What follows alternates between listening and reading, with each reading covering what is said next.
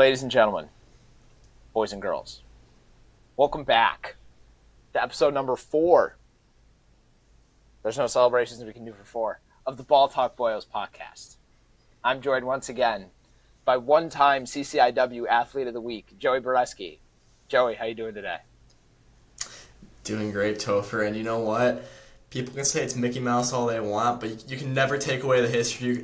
I got the Athlete of the Week. You can't take that away from me. It As is in much the as history books. It's yeah, somewhere. It is in documentation somewhere in history. So, how was your got, weekend? What got, did you do this weekend? you know, nothing crazy over here.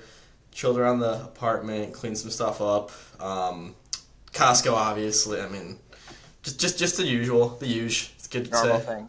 Normal things. How are you recovering from the ass whooping you took on our dynasty this weekend? You know, I'm okay. I played like an idiot. That was not my best coaching performance, without a doubt. And you know what? Today, I was in Muncie for work. So, you know what I did? I stopped by Ball State and whooped those kids into shape. I think the program's going to be a lot better now. I walked right onto the field and no one stopped me. So, you know what? I think after my time on campus today in real life, that my team in the online dynasty is going to be a lot better.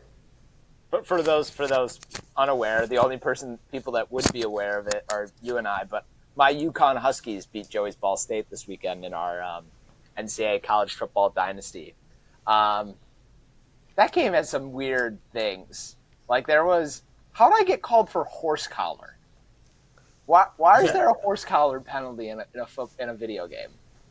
that happens at least like once every few Yeah, yeah, games. yeah. But why is it happening in a video game?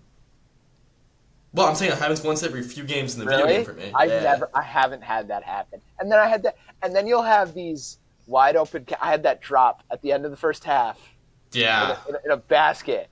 But then we'll have these animations where like I don't know if it's just because like the sound, but I feel like every catch in traffic is made. Like every time somebody gets hit after catching, they're holding on to the ball. Like they never drop. I feel like it's either they hold on to everything or they hold on to nothing. There's no in It's between. it's something with like the sound because it sounds like every hit is like boom, and then it's just like um yeah. What's your do you? I know how I feel about this. What like setting do you prefer to play like video games on? Like in terms of like level, like 1 to 5, 5 being the most difficult, 1 being like easiest. Where do you like to fall when you're playing like video games? I'd say I'm kind of like a 3, maybe 4 guy. Depends on the game. Obviously, like starting out on NCAA, I'd be like a 3 this year. I think I'm kind of getting closer to the 4 range though now with my teams. Um, it's just gonna depend on how good I am at the game. And I'm not playing on 5 though. I ain't that good. I don't have that much time to play video games, and I want to still be able to have fun and feel like it's a little bit of a video game. Then instead of just I couldn't do the full Heisman difficulty or whatever it is. Yeah, I think that's what I call. That's where kind of where I fall in it. It's like there are people who are like, "Oh, if you're not playing on a Heisman, you're not really doing it." And I'm like, I'd rather enjoy. I spent my hard-earned money on this game. Yeah, I would rather yeah, enjoy my yeah, time. Yeah, I would rather yeah. enjoy my enjoy my time. I haven't played MLB The Show a ton, and I play on like the second easiest difficulty because I'm like I'd rather not. I'd rather enjoy what I'm doing. Something else. I think I figured out the perfect baseball strategy, and I don't know how many people. I was sitting there watching the Red Sox game. One, what I realized they should start doing. What? You might not have heard this before. They should stop letting giving up so many home runs and start hitting more home runs themselves. You know Your what? thoughts? They, That's they, so they that's so genius. It just might work. I tweeted that. If I figure out how to edit this out, I'll put what I tweeted this weekend. 7 minutes later, Red Sox hit a home run to tie the game. I think Craig Breslow's a listener. You, I think you tweeting something is to the Red Sox what like a seriously bad world event is to Nick Castellanos. That's a good point.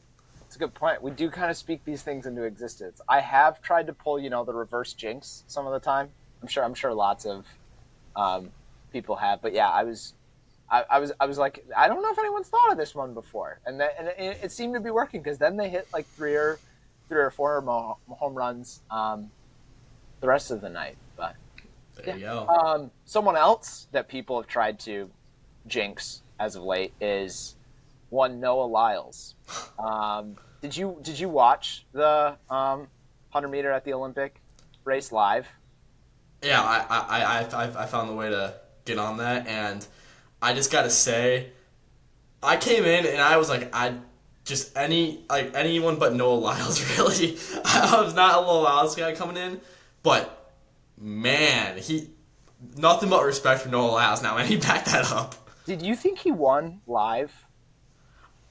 I I didn't. didn't, but I thought. I mean, I've seen plenty online about this. Like it was like the Cars situation for the Piston Cup, where it was like the King, Chick Hicks, and Lightning McQueen all there at tied, and I was like, Noah Lyles kind of seemed. I couldn't tell what Noah Lyles was there, but Mhm.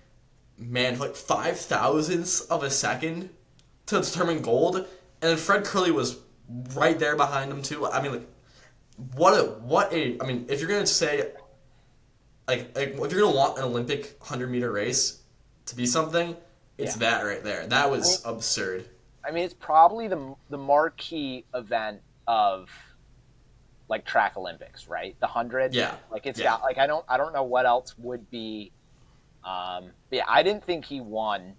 I don't know if it was just like the angle, but I thought the Jamaican guy took it just because the angle looked a little. The Yeah. announcers seemed to think that he had won it, and he went off. I saw somebody say that he went off strictly vibes on who he think won. Like he there was nothing to back up. But I mean, Noah he was last at the 40-meter mark, and he was seventh halfway through, and he had like the second slowest reaction time or something like that. And he historically hasn't been a great starter, and this isn't even his event. That's the scary thing. It's not even his event, and he's Yeah. got he's got his main one still left to go. But yeah, I didn't think. Props to Fred Curley. That whole heat was.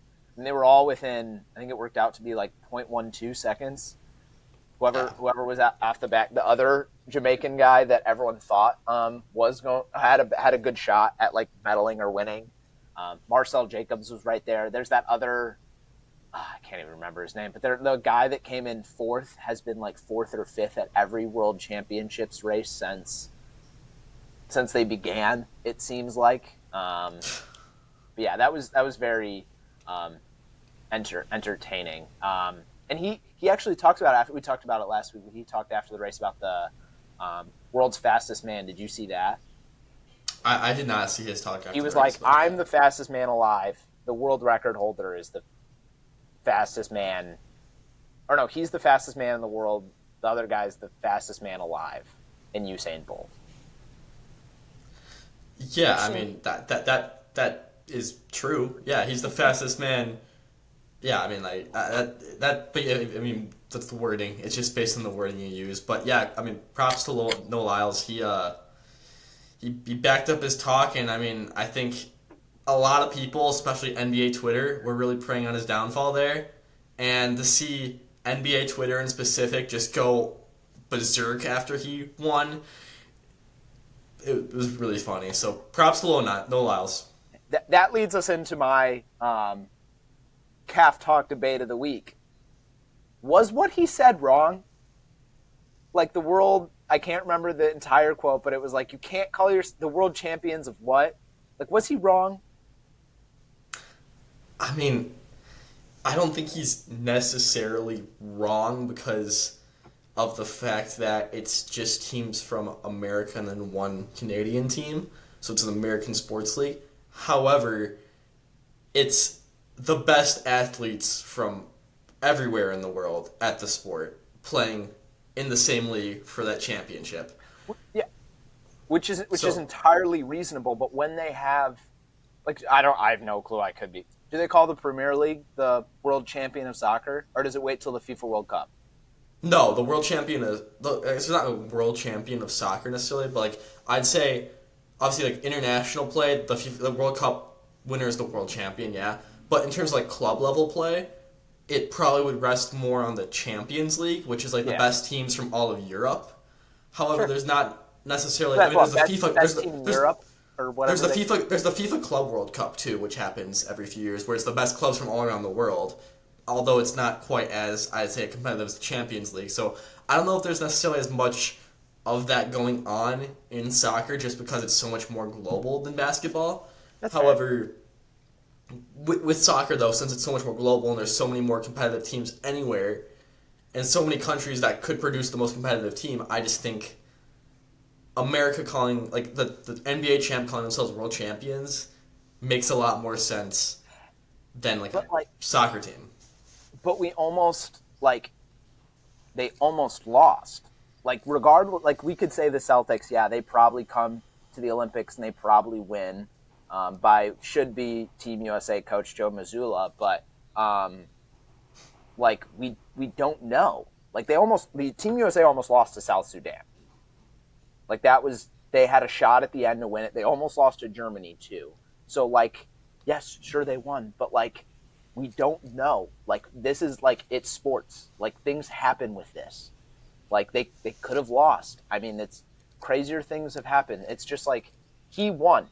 He's the world champion. When Team USA most likely wins the gold medal, they're the world champion. If they did a full like we were saying the club championships for soccer, like the FIFA World Cup, if they did that for NBA or basketball teams where they're having all the teams from like Europe and um, South American teams come together and they did some big thing, then sure, the winner of that, go ahead. But like, I just don't think he's wrong. I guess in that regard, it's hard to call a club team or like a NBA team in specific, like a team like that, world champions when it's not international competition. International competition, you can be world champions because you're the best country in the world. It's hard to distinguish who the best club is in the world, as much as the NBA is so much better than these other clubs, because of the fact that, but because of the fact that they play together all year round in the NBA, and that so those early teams, it's so much harder to kind of distinguish like who would be good there. But I mean, I think it's hard. It's hard if you're not on the international stage to call yourself world champion. So Noel Lyles is not wrong. Yeah. However, I think in a like NFL, you should be calling yourselves the world champions. Yeah, NFL's a little, but I mean, we just saw the U.S. team who they got their junior team, Okay, obviously, and who knows what kind of team they had. It was it Canada. Austria, It was Austria or Australia Austria. with no L. Yes, like the European country Austria. They play football there. Yeah, so the U.S. junior team lost in this with the semifinals to Austria, and then lost in the third place game to Japan, I believe. Like it's the junior team or whatever. I don't know if Japan was correct, but Austria is correct.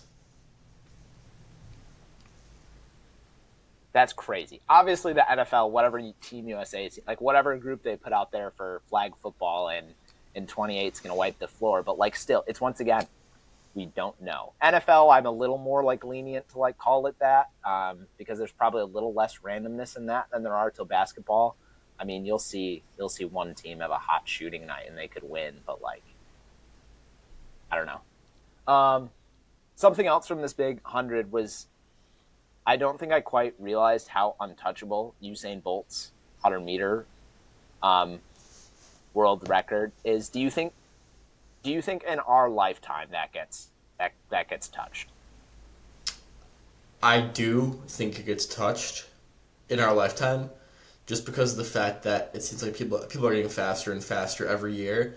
And while Usain Bolt himself is an anomaly, like he's just that much better than everyone, I just think that the average like Olympic 100-meter final athlete is going to keep getting faster and faster.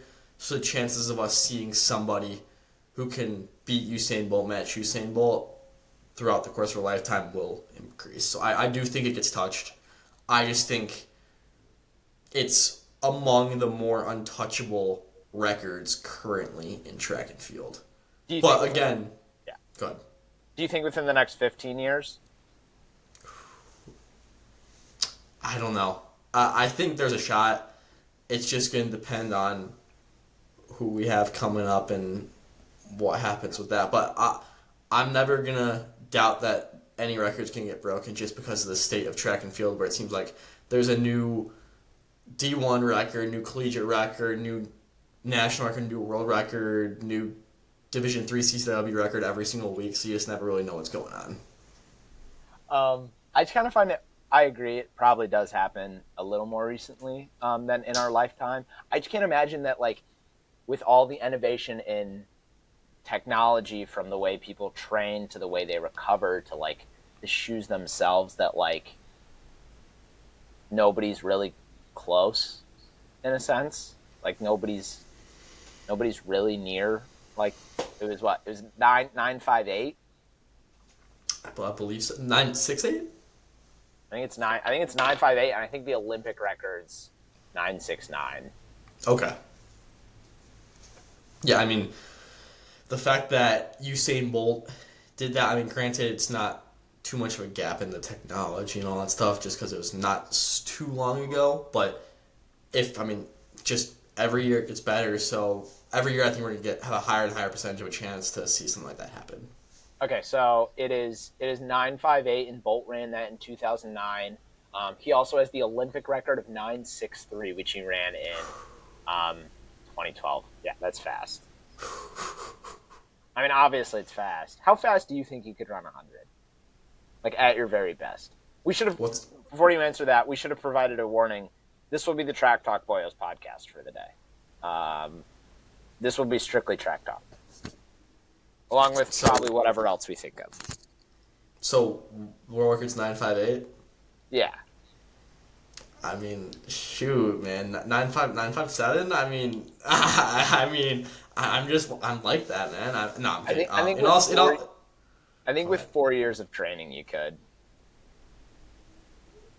I think with 4 years of training, I could maybe be like 11 something, maybe. Yeah.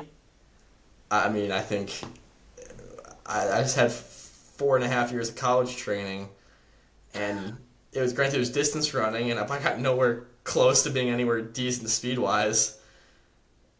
Yeah. So, yeah, no, I don't know. Somewhere What in do you think you could 11s. run? 11s, yeah. Probably somewhere in the 11s too.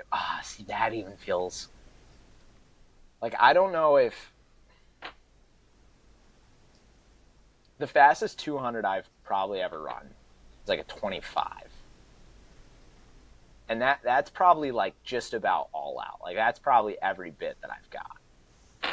I can't imagine maybe it is somewhere in the 11s. 12 something for sure. For sure. Yeah, now that I think about it, for me, I mean, my fastest 200 ever was I think I ran 26.8 in one workout one time, and I was like, I finished, I was like, because that's just not how I work, but maybe it's more the 12s for me. I don't know. I'm not a foot speed guy at all. I think if you get us in blocks, though, like, we figured out blocks. It can't be that hard. Can't be that hard. Can't be. Something else, it happened since the last time we talked. It was Friday was the men's 10K, and we obviously talked a good bit about that. In that, was that the best distance race you feel like you've seen in Olympic history? Or maybe not Olympic history, but maybe in our lifetimes. It's okay. I'll put it this way. I can't think of a race, like, just right off the top of my head, that just like blows that one out of the water by any means. I think that at the very worst, it's in the conversation for the best Olympic like distance race of our lifetimes, because just the fact that everyone was so close for so long and the way that the finish happened, it was incredible. So I think at the very least, it's in the conversation. And it was fast. Like, it wasn't like it was 8.5K of jogging with a last bit like finish. Like, it was 26, 43 was, I think, what Cheptegei ran the win. but like that's No, yeah, no, 43, yeah. but like that's not slow No, it was an Olympic record. by no means. And it was like, what was it, 9 people under the previous Olympic record? It could have been more. It was like 9 new national records. Like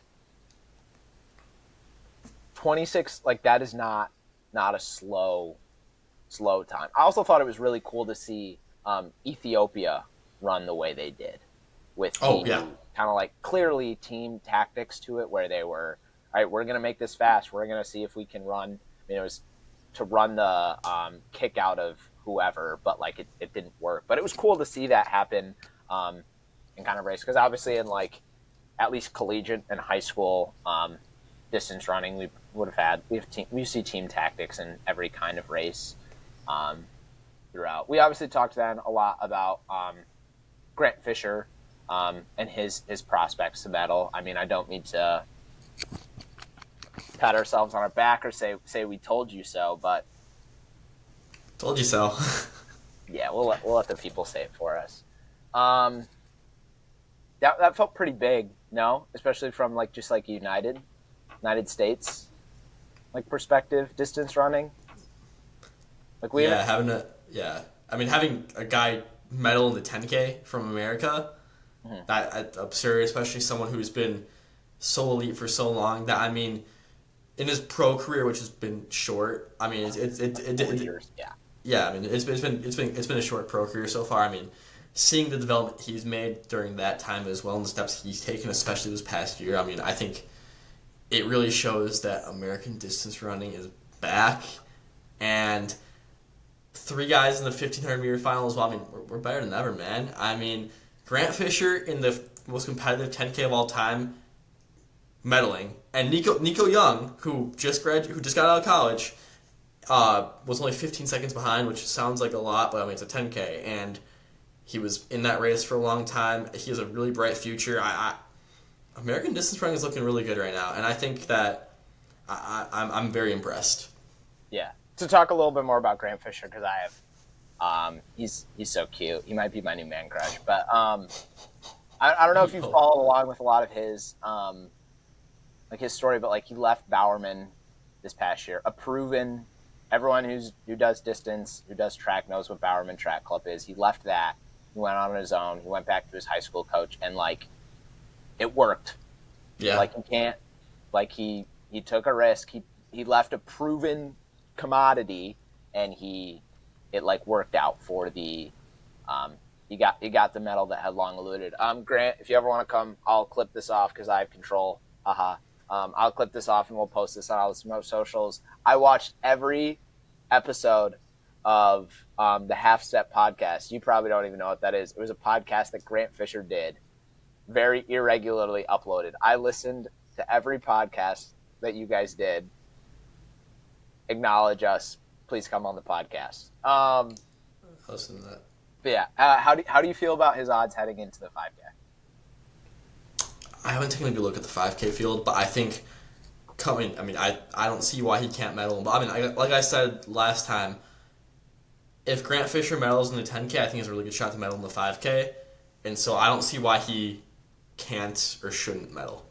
Yeah, I know they said that Cheptegei isn't running. I think he announced that today.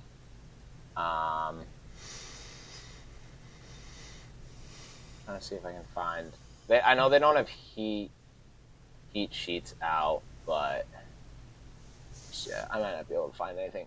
Anyways, but because I don't think they've finalized who's going to be in it, but I know they said Cheptegei isn't going to be in it. But Grant seemed like I mean, the big thing was just whether he could kick with this group of guys or not, and he clearly proved he could. So we'll see what happens. I think that starts Wednesday morning. I think Wednesday morning or Wednesday afternoon is the heats of that. So we'll see. We'll see how that goes for Grant. You kind of alluded to it earlier, but we talked men's 1500. What are your thoughts heading into the final tomorrow? This is we're recording on Monday night. This should be out tomorrow morning, Tuesday morning. But yeah, I mean, I'm really liking what I said last week, where I think Cole Hawker has a really good shot to not only medal, but I don't see why he can't win, man. He was looking really smooth there next to Ingebrigtsen and Kerr. I don't hate it, and I think of the Americans, he has a really good shot, and then he's the best shot, and then Hobbs Kessler is really, really impressing me as well. Yeah. So I think America's going to come out of it with a medal, and I think Cole Hawker has a good shot to make it better than a bronze one too. To be honest, I I have a hard time imagining this race being for anything better than bronze. But I do agree that I think it is Cole, then Hobbs, then Yared. I don't know if anything's come out about Yared, but that whole on group has not been very good this Olympics. I don't know if they all got sick or if they had some. They've all not, and even he looked like he was struggling that last 100. Like he looked like he was digging for it, and I winner of the men's 1500 runs 3:26. I mean that's how it should go. If Jakob Ingebrigtsen wants to leave no room for discussion, he just has to make it an honest race, but he's not going to. Josh Kerr wins the men's 1500 in 3:26. I like Kerr. I would prefer Kerr over Ingebrigtsen, but I think Kerr's a little overrated, to be honest. And that'll be it for us today, guys. No, I'm kidding. I don't know. I think he has his number. I think people have. Oh, did I cut out? Did you cut out? You're good. Oh, I thought I lost. You froze for a second. I think that he has him figured out, and I think we saw proof of Kerr's training worked, and he won like a 3K indoors. He won the Bowerman Mile. He beat Grant Fisher in a fast race. He ran was that a 3K or 3,200 meter or 2 mile world record or world best. I forget what it's called. I don't think it's technically it is the world record, but I don't think it's called that. But anyways, yeah, Kerr wins in 3:26, and Cole Hawker comes in. Cole Hawker comes in third. I agree. Okay. Yeah, Dude, honestly, I think Hawker could come in second. yeah, I completely agree with that. I think I'd obviously say it's a much better shot at second than first, but I don't know, something, man, that tells me he's gonna do something special tomorrow. He's the best tactician in that race. Tactically, he seems so sound. Like he Yeah. has, he seems like he's going to be in the right spots. I mean, that makes me pull my hair out watching some races, especially as I watch him back, like watching the way some guys run races and how tactically poor they seem to do it. But yeah, he's about as good of a tactician as we've probably seen in U.S. distance running, at least. Probably not named Matt Centrowitz, but yeah. So what's your prediction? I feel like you've kind of said it, but for the men's 15. I mean, if I'm going bold here, I'm gonna say Cole Hawker wins the men's 1500, followed by Jakob and Josh Kerr. But I mean, realistically, Jakob Ingebrigtsen's gonna win it. I'm gonna go with Cole Hawker though. Okay. I'm just gonna call my shot, die on this hill, that Cole Hawker is gonna be your Olympic champion. It's going to be a great clip. If it works out. It's going to be a great clip. Oh, if it works out, man. Whew.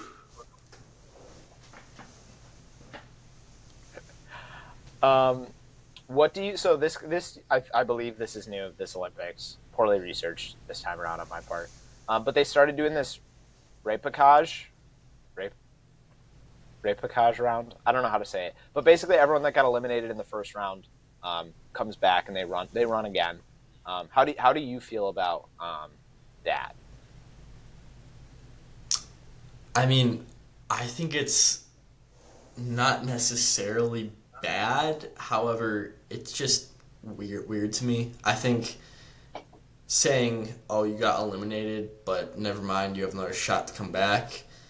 It's it doesn't make the first round really worth as much. I mean, you get, I guess, the bye, and you don't have to do a repechage round, and you just go straight to the semifinals if you automatically qualify. But like, I don't know. It's just doing too much, I think. Yeah, that them basically getting rid of time qualifiers and instead doing that. I think it's probably meant much more for the sprints as opposed to the distance. But like, I I don't think any of the guys that made it that were in the repechage,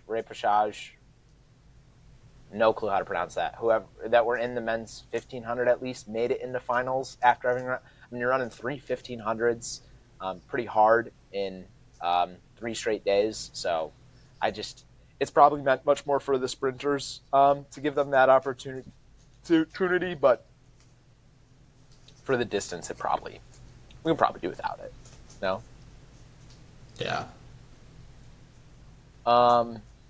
Did it seem like they took way too much time between heats, or like it felt like they were standing around for a really long time? I didn't get a chance to watch. Like just in general, not for that in specific, but just like the Olympic events in general. I mean, I haven't tuned in too much, so I'm not really sure what's been going on with that. Okay. But They seem like they're I just believe standing it. around for forever before.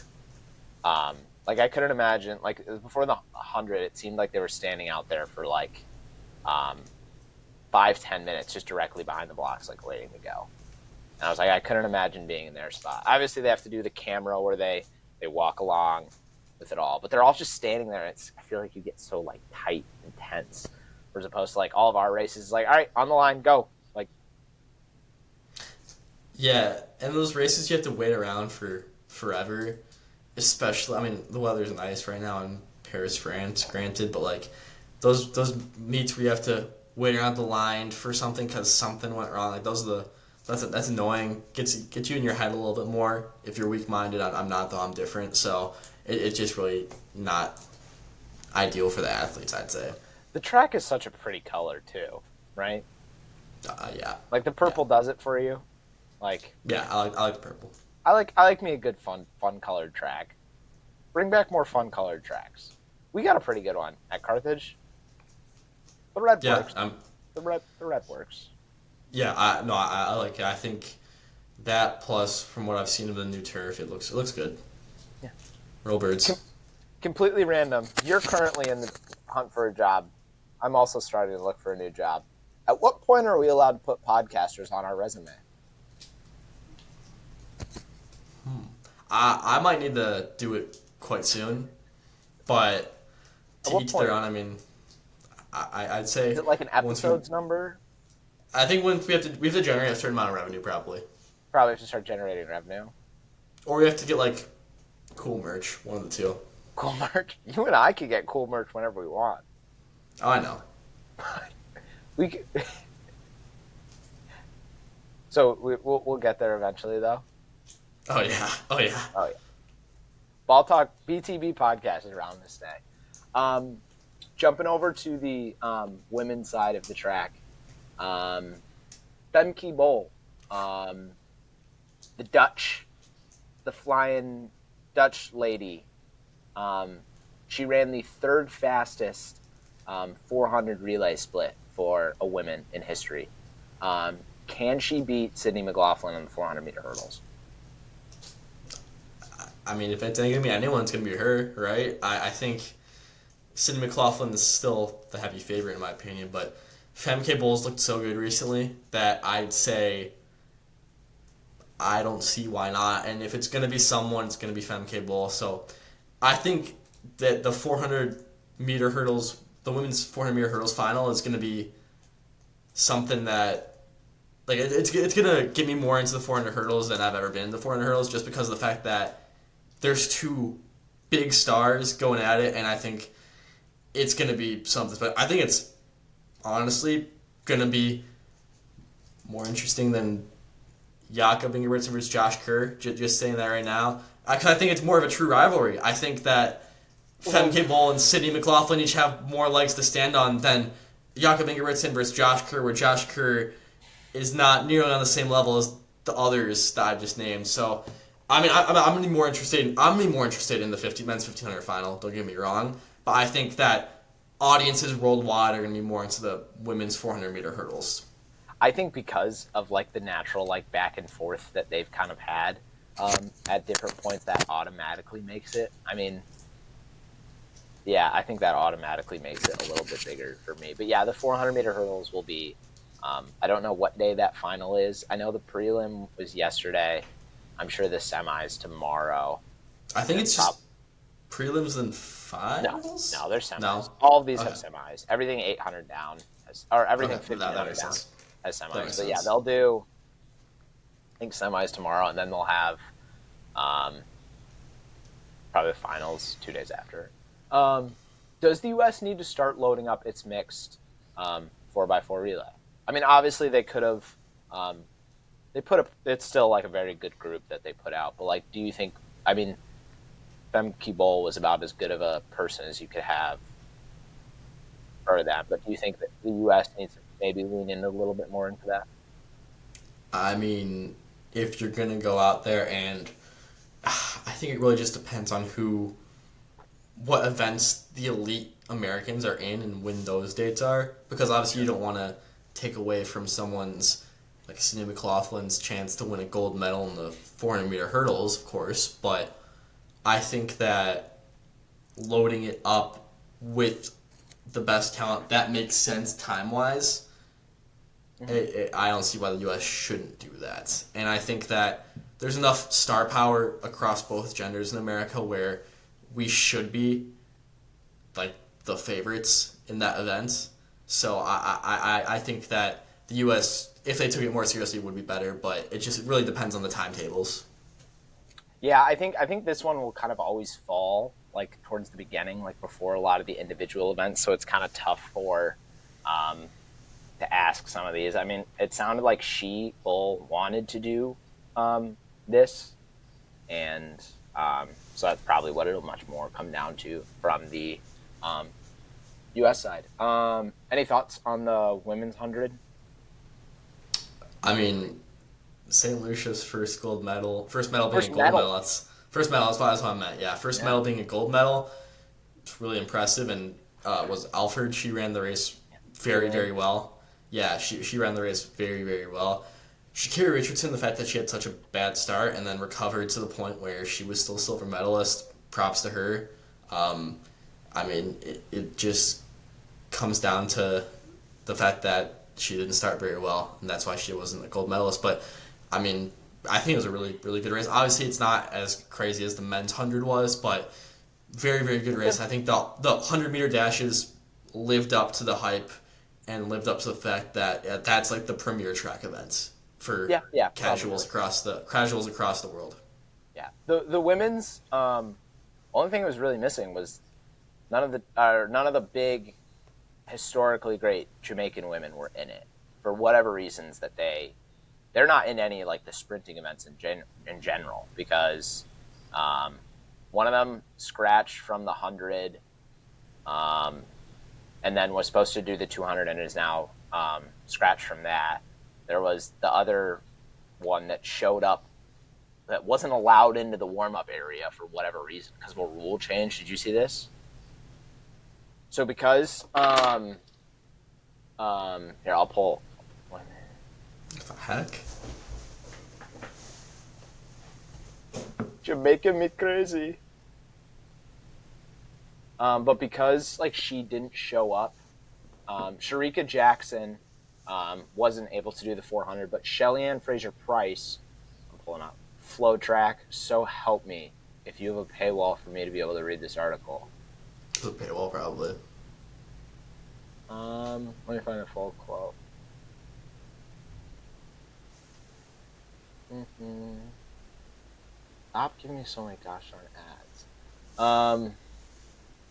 The Jamaican Observer reported earlier today that Fraser Price and Richardson Sha'Carri were denied preliminary entry to the main gate to the warm-up track as their access was being checked and validated. The report confirmed that both organizers arrived at the gate with private vehicles and not in athlete shuttles provided by Olympic organizers. So I think I'd seen that they weren't. Well, I don't know why Sha'Carri was allowed and Shelly Ann wasn't, but like she wasn't like allowed in because of um, yeah, she wasn't allowed in because like she didn't come with like the team bus or whatever, which seems strange to do in a like I don't know how many of these athletes are staying in the Olympic Village as opposed to like going to their own hotels, which I know is a thing, but they can't tell me the men's Team USA is sleeping on those cardboard beds. Derek White might be. That feels like a Derek White thing. Derek White's just grittier than the rest of them, Yeah, man. he just wants it bad. But yeah, they basically weren't. She wasn't able to run then because of that, which is kind of um, annoying because it took away that like drama factor. But like you hit, Sha'Carri had bad starts all week, every round. Like it wasn't just the final; it was every other. It was the semi. It was the prelim. She wasn't very good. Yeah. Yeah. We've kind of gone everything. We kind of just did this as big track talk boyos episode, huh? Yeah. That's kind of all it was meant to be. Well, we won't show our hand too much, but this will be a big week for the Ball Talk Boyos podcast. Hey Joe, Hey, big things coming. Big big things things coming, coming. man. Stay on the lookout. Follow us on all socials. You cut out again. I thought about making a joke. I thought about saying I give a fantastic plug for the podcast and all our socials. nice. I'll get to watch it in post production. But yeah, we got a lot of cool things coming this week. End of this week. Look out for some stuff towards the end of this week on the weekend. We'll have lots of things coming out. Did you have any final thoughts? Kind of bring us home here. A bit of a shorter one today. But I mean, if we could talk about 40 minutes of basically 5 track events, we're doing a pretty good job. Yeah, I mean, we're professional yappers at this point, but I mean, Cole Hawker, please bring home the gold medal, please, so we can clip farm this, please. I'll look so smart if you win it, man. Please, we need stuff to clip farm, please. It's true. We do. We could use some of that. My thought is I feel like I'm in the ultimate setup right here. I've got my notes here. Got Red Sox right here. I got my dearest friend Jobo right here. It's great. I've been, if you've seen me peeking up, I've got the Red Sox game playing up here. They just need to keep running that strategy that Craigie saw. Keep hitting more home runs than the other team, and I think we'll end up at a good spot come the end of the season. Yeah. Nothing else to add though. We'll kind of wrap it up here. No, nothing else. All right, go Team USA. Go all the different. Bucks. Go Team OH. USA. OH. What'd you say? OH. Go Blue. We will see you guys later this week. Bye, everybody. Have a good night. Go Bucks.